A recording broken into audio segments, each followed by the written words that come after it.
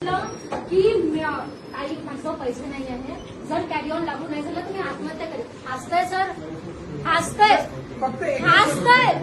आणि मग जर मी म्हणत आहे की जर तुम्ही हसताय, तुम्ही या पोझिशनवर बसायचे नाही, मी काय चुकीचं करताय मला तुम्ही सांगा. मला पूर्ण नागपूर विद्यापीठाच्या विद्यार्थ्यांना विचारायचं आहे की जर आज मी इथे विद्यार्थ्यांसाठी म्हणत आहे की जर तुमचा कॅरी ऑन डिसिजन लागू नाही झाला आणि विद्यार्थ्यांनी सुसाईड केलं तर प्रोव्हायड सर हसताय, हे आहे हे उत्तर द्यायचं.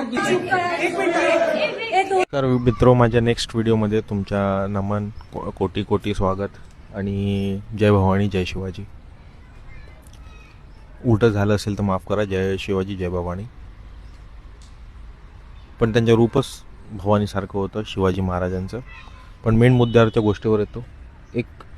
एक व्हिडिओ आहे जे माझ्याकडे अत्यंत प्रचंडाने आला माझ्या फीडवर, आणि ते पाहून बघितलं एक माझ्या मनच खडबडला. मला अरे यांना तो चपलीने काढून घालायला पाहिजे, यांच्या डोंगणात घालायला पाहिजे, यांचे तर पोरांनी ट्रेनवर ठेवायला पाहिजे, ट्रेनवर ठेवून 2 वेळा ट्रेन चालवायला पाहिजे भोसड्यांले. अरे तुम्ही एवढे अधिकारी बनता, सत्यमेव जयते तुमच्या डोक्यावर लाभलेले असतात, तुम्ही किती कौतुक केलेलं पाहिजे तुमच्या गोष्टीचं. पण आता कौतुक करायचे लायकीचे नाही राहिले. तुम्ही कौतुक करायचे राहिले नाही. तुम्हाला काहीची कौतुक करायची.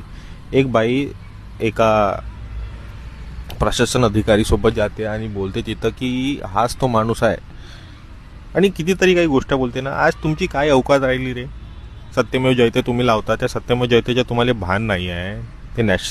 ते एवढं मोठं चिन्ह आहे, त्याच्यामध्ये शेर लागलेला आहे, त्यांच्यामध्ये 4 आहे, तरी तुम्हाला भास नाही. तर तुम्ही किती दणकेत चांगले काम करायला पाहिजे की इमानदारीनं. अरे एक शेर तर इमानदारीनं शिकार करायला जाते, तुम्हाला ते माहीत नाही. तुम्हाला ते माहीत नाही.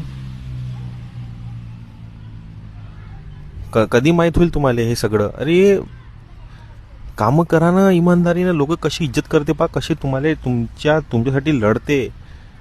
आमच्या एक साहेब आहे, त्यांना खरंच कोटी कोटी नमन आहे. तुकाराम मुंडे आहे, जे संविधानला वाचू चालून राहिले.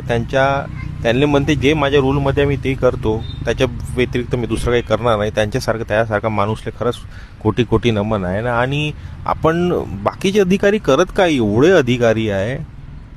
मी तर म्हणतो एक काम करा, हे सुधरत नाही ना. सरळ पेट्रोल घ्या, राखेल घ्या आणि टाका त्यांच्यावर जाडून भयंचोत.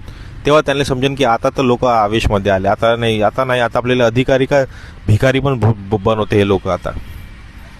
म्हणून गरजेचं आहे मित्रांनो, तुम्ही समजा. तुम्हाला आत्ताही म्हणतो जागे व्हा.